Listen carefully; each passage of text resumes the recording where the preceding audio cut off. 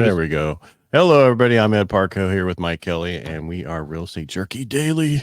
Hey. Or weekly. How was your weekend? That was good. I was at the cabin. It was nice and cool. Yeah, it's cool here too, really. Oh, look at that. You turn that. There we go. Don't worry about it. Nobody can hear it now. Feels like I just heard the past. All right. Not a ton of news today. All the news starts off tomorrow. Tomorrow's. Yeah. So this week we have CoreLogic Rent Index, Wednesday's mortgage application, existing home sales, 20-year bond auction, Fed minutes. So the next 2 days are going to come out, and and the Fed minutes is what they're all worried about. What's coming out on Wednesday and what they said. They said we don't really know what's going on. Yeah. But we do this every day. Yeah, hey, we're involved with. But this we do know Biden day. has, inflation was 9% when he came into office. Was according to him. Wow. Thursday, initial jobless claims, new home sales. Friday, durable goods. So basically, this week is existing home sales and new home sales, and that's going to tell us where we are with what those sales. Yeah. Shocking. You know what he's thinking? I think he got. Who's he? Biden. I think he got elected as a senator when Carter was in the presidency, and it was at 90% then when he came in. Yeah, well, if you go back, Johnny Carson called him a liar. He is a liar. I mean, he back then when Johnny Carson, that's a long time ago. He said he was a liar, called him a liar for years, and he just skates by. Well, he's the perfect fall guy for everything now. Yeah. Anyway, let's move on. Hey, inventory. This is what I was thinking. You're going to talk about inventory? Yeah, nationwide. Okay, go for it. It's Monday. Oh, it comes out on late Friday. Yeah. We get it for Monday. So inventory nationwide's 578,016 is up almost 10,000, 9,726. That's huge. Well, not really. If you look at a year ago, same time, it was only 424,907. So we are almost we're more than 150,000 more, which is nice. It's a help. But that's still we're so short on inventory. It's under a couple 500,000s. Because usually at this time in a normal year, if you go back to 2015, we were 1.124 million. Right. And that gave us some inventory to be able to sell, and prices were a little bit lower as a result of choices. It slowed the appreciation rate that we have now. Yeah. Back then you would do 4 to 5% a year. That was a good number, but we're at 7, 8, Right now, I think they keep coming back. We're going to be 6%, which is nationwide, of course, which is ridiculous in a market that we're supposed to be down in the bubble. Oh, that's right. We got a bubble. But there is an increase in price cuts this year compared to last year and the 2022. So I'm just going to throw those up there so everybody can see it. In 2024, we're at 34% of all listings have had a price cut. In 2023 was 30, and 2022 was 22%. Because in 2022, everybody's like, "Oh, go crazy!" But at the last 6 months, it was not as great. That 34%, I'm going to blame realtors not having a heart-to-heart with their sellers.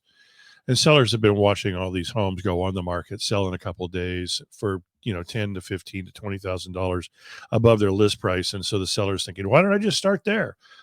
Because buyers think that they have to overbid. When you start too high, they're going to wait until you drop it. Then they can overbid. See, and I think the real issue is Florida. Do you think it is? Yeah, do you think that's where the price reductions are? Yeah, because there's so much that's where you're seeing the most of them, because they can't, because of high insurance rates, everything else that's coming out, no local jobs in these towns that have a median home price of, 700,000. Yep. Yeah. So it almost sounds like here. That's an addition. To.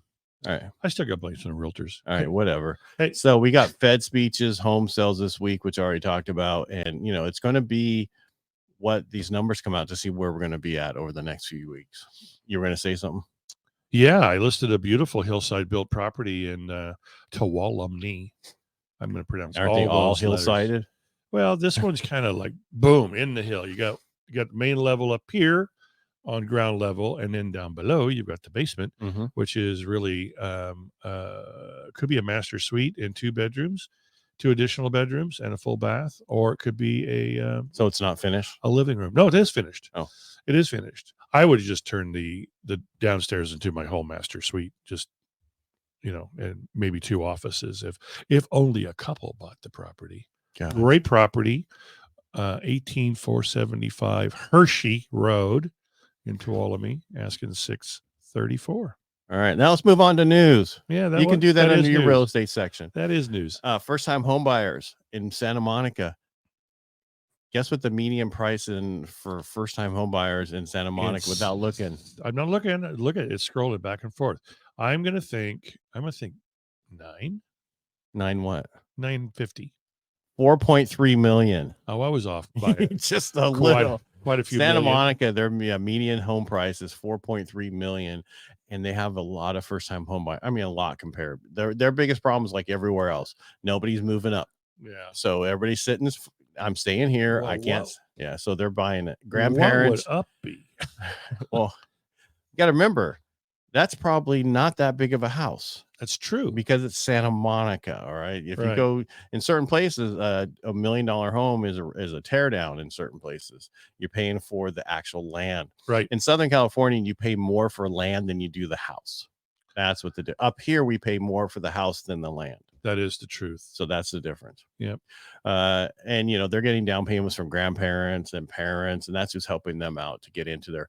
And if you look at first-time home buyers nationwide, we had 30. They were responsible for 32% of the sales recently, and that's up from 26 in February and 28 a year prior. Wow. So it's still there. The first-time home buyers are the only ones who are buying because no one's moving up, right? Unless they're selling to move out or dying. Right. And the other thing that's taken a hit this year in 2020, I say we're in 24, but last year, 2023, was second homes. Second homes were, nationwide, only 90,000 mortgages for second homes were originated in 2023, which is down from 40% a year earlier and 65% at the height of the post-pandemic housing boom of 2021. Wow. If you look at mortgage applications for primary homes, they're down 20% year over year in 2023 and 35% compared to 2021. That's why we're all dying. Yeah. Speaking of dying, DR Horton passed away last week. Are you serious? Yeah. The home. Yeah. Well, that sucks. Yeah. I saw him a couple of months ago. Really? Yeah, he was here to speak on a little subdivision they're doing up north off of. And I didn't mean to go. Wait, what's this? Yeah, this is the subdivision I spoke about. Oh. So he was here personally to talk with the city council, and they passed unanimously the rezoning of that area so they could put in single family homes. He's a big builder, big builder. Yeah, the amazing story. Yep. Yeah, it means 46-year-old company. Yeah, started in 1971. All over the nation. Yep. Did you know California leads the states for bankruptcies risk for seniors? No, but it kind of makes sense. Yeah, because everything keeps going up, but not their income. Exactly. California posed the highest risk for score. I won't get into that, but they have an annual income below 150% of the federal poverty line. Most seniors in the state of California. Whoa. And that's currently set at $15,600 per individual or $20,440 for couples.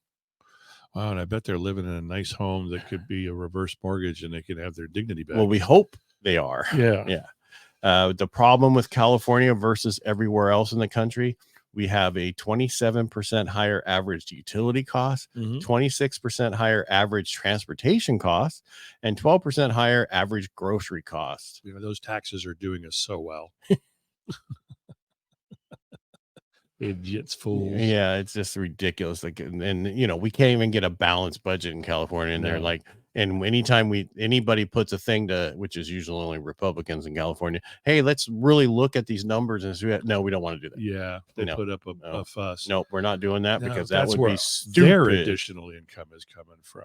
Well, it's time. I think finally people are feeling the pain. Yeah. People need to get out this time and really vote. Last time, 2 years ago, people had no idea what inflation was. Now they do. They didn't even know how to pronounce it. It was inflation. Yeah. Is that when you blow up a ball? It is. So for veterans, there's an article was put out, and so the best places to live for veterans was East Coast and Midwest cities dominated the 2024 best places for veterans to live. Tampa emerged as a top metro area for veterans, which was followed by Rochester, Minnesota, Rochester, Wichita, I can't say the word. Wichita Falls. Thank you, Texas. Fargo, or is that Texas Fargo? No, that's North No, Carolina. that's North Dakota. North Dakota. Yeah, Virginia Beach, Virginia. What do we call this? I don't know. We're in Virginia. It's called Virginia Beach. Watertown, New York, which is shocking. Charleston, South Carolina, Medford, Oregon, Altoona, Pennsylvania, Sioux Falls, South Dakota, which you see a lot if you ever watch HGTV. They have that program on there where they rebuild homes there. Oh, and every time they're on there, they're sweating. So I'm like, oh, it's got to be. It's got to be humid as all. So what they're saying, those are better places overall for how things are. Affordable places. Huh? Correct. Yeah. And that's all I have for today because it's Monday and there's really no news on Monday usually. I think I might want to live in Altoona, just so I could say my city, Altoona. What'd you have for dinner? Altoona. On what? Toast. Yeah. Well, that's all. So you listed a house you were talking about halfway through my news. Exactly. And that's great up in Tuolumne County, 600 some thousand. It's a great piece of property. It's a very beautiful piece of property. You just have to almost sound like somebody that's running for president. And I'll have a flyover here fairly soon. A flyover? You're gonna have a plane? Yeah, I got a drone. I got a flyover photography. I got a little video coming up. It'll be all uploaded today. All right, there you go. Yeah. Well, that's good. Maybe they can sell it for them. I'm gonna. Yeah. Well, it's summertime. Summertime. Yeah. You need to have an open house during the weekends. Yes. Especially like Sunday at right around 11 when people are coming back down. Yeah, it's perfect. It's perfect. Off a gravel road. It's kind of. Is that the name of the road or is that what? It's on Hershey, which is a gravel road. It's a private road. It's a private maintained road. Who maintains it? All the owners. Okay. All the owners in the area, and they're guess what they're fixing to do? They're fixing to re-gravel it here in the next few weeks. Re-gravel. Is that like special gravel? You know, the nice thing about it is really quiet there. It is. If you want to get away and hear nothing but birds chirp and leaves flap, that's the place to go. Siri. Exactly. All right, everybody, make it a great day, and we will talk to you tomorrow. Thanks for being here. Absolutely. We appreciate you, and I hope everybody had a great weekend. It's Monday. Let's get out there and do something. Bye, kids. Bye.